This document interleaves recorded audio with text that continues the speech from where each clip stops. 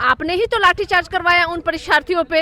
हाँ, क्रूरतापूर्ण हरकत में तो चिराग पासवान जी आपका भी सहयोग है, क्योंकि सरकार के आप भी पार्ट हैं। जब वो भेंट करके सचिव से आ गए, उसके बाद आप ट्वीट कर रहे, पहले काहे नहीं ट्वीट किए? क्या वो अपराधी थे जिन पे लाठीचार्ज हुई है? क्या थे वो, क्या डिमांड कर रहे थे भाई? जेन्युइन मांग थी उनकी, और आपने क्या करवाया? आपकी सरकार ने क्या की भाई? उन पे लाठीचार्ज कर दिया। आप कहते हैं कि हमारे कहने से बात हो रही है, हमारे कहने से विचार हो रही है। कह रहे कानूनी कार्रवाई की जाएगी, जो पुलिस है उन पे लाठियां चलाई। कानूनी कार्रवाई तो ऐसे जैसे नेता लोग पे भी करना चाहिए, जो मखौल और मजाक उड़ाते हैं, जो भावनाओं के साथ खिलवाड़ करते हैं। एक समय तो यही कह रहे थे मुख्यमंत्री जी को कि ये मेंटली रिटार्डेड है, इनको इलाज की आवश्यकता है, और ना जाने किन किन शब्दों से उन्होंने नवाजा था मुख्यमंत्री नीतीश कुमार को। और आज कह रहे हैं कि हमारे कहने से, तो भाई आपके कहने से कह दो कि बीपीएससी का परीक्षा फिर से ले लिया जाए। केठ लाठी खाएं वो प्रशांत किशोर। अरे ऐसे भाजपा के दलाल हैं ये लोग। कंबल मैंने भिजवाया, अरे तुमसे कंबल कौन मांग रहा है भाई? करीब 12 दिनों से ऊपर का वक्त बीत चुका है। बीपीएससी स्टूडेंट जो है लगातार धरना कर रहे थे, गांधी मैदान में भी उन पे लाठियां चली, लेकिन अब जाके जो है चिराग पासवान ने चुप्पी तोड़ा है और बीपीएससी स्टूडेंट के पक्ष में जो है पोस्ट किया है। इन्हीं सब मुद्दों पे बातचीत करने के लिए हमारे साथ राजद से प्रवक्ता है सारिका पासवान जी। मैम, कैसे देखती है आप चिराग पासवान भी बीपीएससी स्टूडेंट को लेकर? नौटंकीबाज जी, हाँ, नौटंकीबाज अव्वल दर्जे के। पिता की मृत्यु के पश्चात भी उनकी नौटंकीबाजी हमने देखी, और अभी भी उनकी नौटंकीबाजी जो है ना निरंतर चली जा रही है, बदस्तूर चला जा रहा है। भाई अगर आपको परीक्षार्थियों की इतनी ही चिंता थी, तो ये तो जब वो भेंट करके सचिव से आ गए, उसके बाद आप ट्वीट कर रहे, पहले काहे नहीं ट्वीट किए? और आप तो सरकार के हिस्सा है ना जी। हाँ, तो आपने ही तो लाठीचार्ज करवाया उन परीक्षार्थियों पे।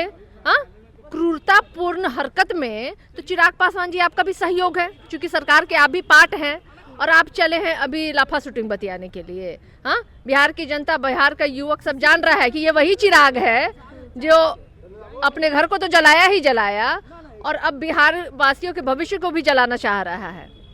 बिहार फर्स्ट और बिहारी फर्स्ट का नारा देने वाले चिराग पासवान जी जब उन पे बर्बरतापूर्वक लाठीचार्ज हो रही, तो बिहार विदेश भ्रमण कर रहे हैं और ट्वीट करके ट्वीटबाजी कर रहे हैं। हाँ?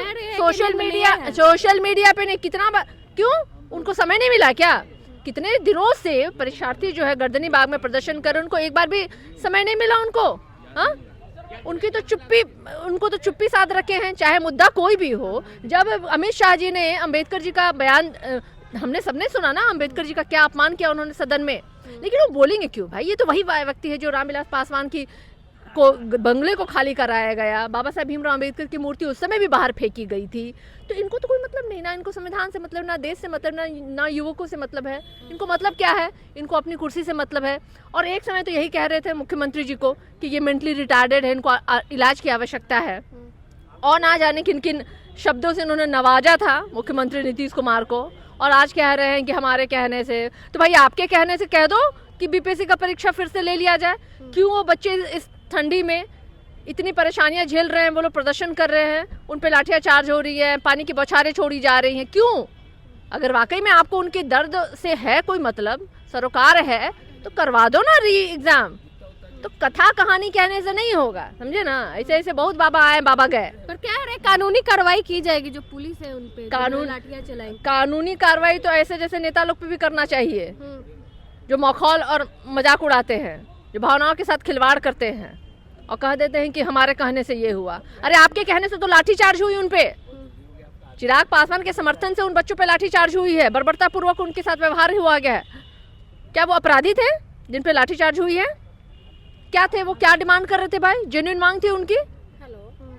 और आपने क्या करवाया? आपकी सरकार ने क्या की भाई? उन पे लाठीचार्ज कर दिया। आप कहते हैं कि हमारे कहने से बात हो रही है, हमारे कहने से विचार हो रही है। तो ये सब झूठे जुमलेबाज हैं, और जिनके साथ इनका गठबंधन है, तो मुझे लगता है नैतिकता तो कुछ बची नहीं है इन लोगों में। हर जगह पे इन्होंने दिखाया है कि एक्चुअली ये लोग कितने लोभी और कितने कुर्सी प्रिय व्यक्ति हैं, और इनका अपना जमीर जो है वो मर चुका है। प्रशांत किशोर को लेकर क्या कहेंगे मैम? गर्दनी बाग से वो गांधी मैदान छात्रों को ले जाते हैं, और जब लाठियां चलती है तो गायब हो जाते हैं। जिस बुजदिली का परिचय उन्होंने दिया और जिस तरीके से उन्होंने सारे परीक्षार्थियों के सत्याग्रह को सत्यानाश करने की जो उनकी कोशिश थी, तो वो तो देख लिया, बिहार की जनता ने देख लिया कि किस तरीके से उन्होंने लोगों को जो गर्दनी बाग में प्रदर्शन करते उनको वहां से उठा करके गांधी मैदान तक लेके गए, सिर्फ अपने फुटेज के लिए ताकि उनको पब्लिसिटी मिले, क्योंकि 4 उपचुनाव में जो शेर बन रहे थे वो शेर का तो गीदड़ का चेहरा सामने आ गया लोगों के सामने।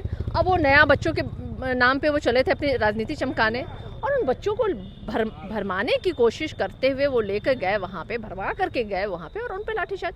और आपने देखा होगा एक पुलिस अधिकारी का बयान भी मैंने सुना, किसी चैनल के थ्रू ही वो चल रहा था कि किस तरीके से इन्होंने फ़ोन करके बताया कि मैं अब निकल गया हूँ, आप चाहे तो जो कार्रवाई कर ले। तो क्या आप बच्चों को वहाँ पिटवाने लेके गए थे?